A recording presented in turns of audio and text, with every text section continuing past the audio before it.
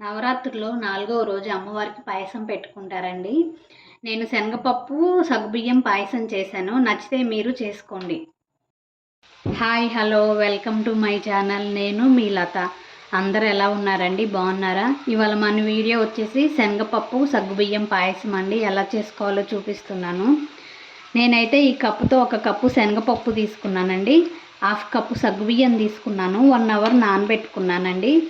ఇలాచి, ఎండు కొబ్బరి, కిస్మిస్లు, జీడిపప్పు, కొంచెం నెయ్యి వేసుకోవాలండి.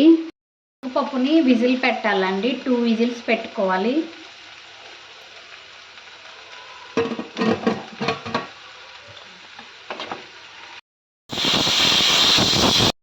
విజిల్ తీస్తున్నానండి.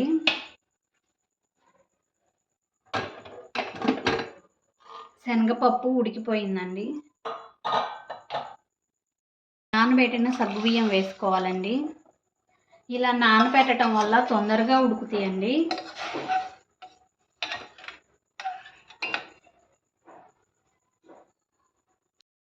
బెల్లం వేసుకోవాలండి. ఇప్పుడు ఉడికిపోయింది కొంచెం.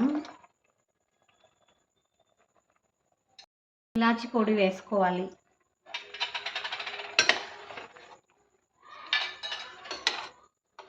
నేను ఈ కప్పుతో 1 కప్పు శనగపప్పు తీసుకున్నానండి. సేమ్ ఇదే కప్పుతో 2 కప్పులు బెల్లం వేసుకోవాలి.